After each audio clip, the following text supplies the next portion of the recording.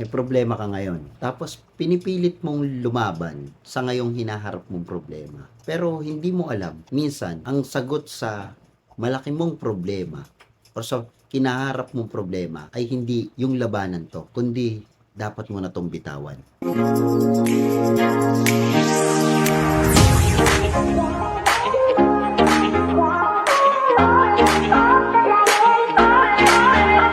Alam mo na, may mga panahon sa buhay na akala mo ang sagot ay lumaban pa. Lumaban pa sa relasyon, lumaban pa sa kaibigan, lumaban pa sa trabaho, lumaban pa sa sitwasyon na nangyayari sa'yo ngayon, maging lumaban pa sa sarili mo. Kasi ang nasa isip mo, kapag hindi mo pinaglaban, talo ka. Pero anak, may mga laban na kahit gaano mo ipilit, hindi na para ipagpatuloy. Minsan ang sagot, hindi laban, kundi bitaw. Kahit sa pagmamahal, may mga relasyon na ikaw lang ang lumalaban, ikaw lang ang umiintindi, ikaw lang ang nag-a-adjust, ikaw lang ang nag-aantay hanggang sa dumating ka sa punto na ubus ka na. Anak, hindi lahat ng mahal mo dapat ipaglaban hanggang masira ka. Minsan ang sagot ay pagbitaw. Kahit sa negosyo, minsan ang sagot hindi laban, kundi bitaw. May mga pagkakataon din sa negosyo na kahit anong gawin mo, hindi na tumutubo, pilay na, lugi na. Ikaw na lang ang nauubos. Pero pinipilit mo pa rin. Kasi sayang, anak, hindi lahat ng sinimulan dapat tapusin. Minsan ang bitaw sa maling direksyon ang simula ng tamang path. Maging sa kaibigan, minsan ang sagot hindi laban, kundi bitaw.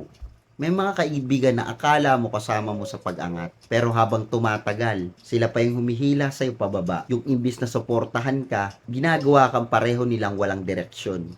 Anak, hindi lahat ng kaibigan dapat dalhin hanggang dulo. Minsan ang bitaw sa maling tao, protekta sa future mo. Paano mo mapoprotektuhan ng future mo? Maging sa sarili mo. Minsan ang sagot, hindi laban kundi bitaw sa sarili mo. Ito ang pinakamahirap. Minsan hindi ibang tao ang problema, ikaw mismo.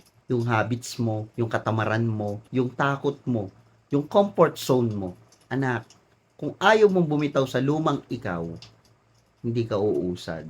Ito pang isa, expectation ng iba. Minsan ang sagot hindi laban kundi bitaw. May mga bagay na ginagawa mo hindi dahil gusto mo, kundi dahil inaasahan ng iba. Pamilya, pangarap ng iba, pressure, guilt.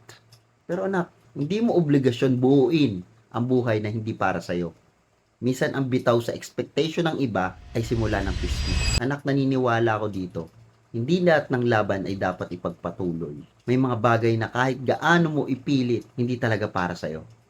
At habang mas pinipili mo ang mali, mas nauubos ka. Ang kalaban dito, takot bumitaw. Kasi akala mo, kapag bumitaw ka, talo ka na. Pero anak, minsan sa pagbitaw mo sa mali, doon ka pa lang talaga mananalo. Darating ang panahon, hindi ka na palaging lalaban sa lahat ng bagay. Matututo kang pumili. Peace kaysa sa gulo. Totoo kaysa pilit. Sarili mo kaysa lahat ng nagpapabigat sa'yo. At kapag dumating ka sa puntong yon, maintindihan mo na ang pagbitaw hindi kainaan, kundi karunungan. Kung mapapanood mo man to ngayon, sana maalala mo ko. Minsan ang sagot hindi laban kundi bitaw.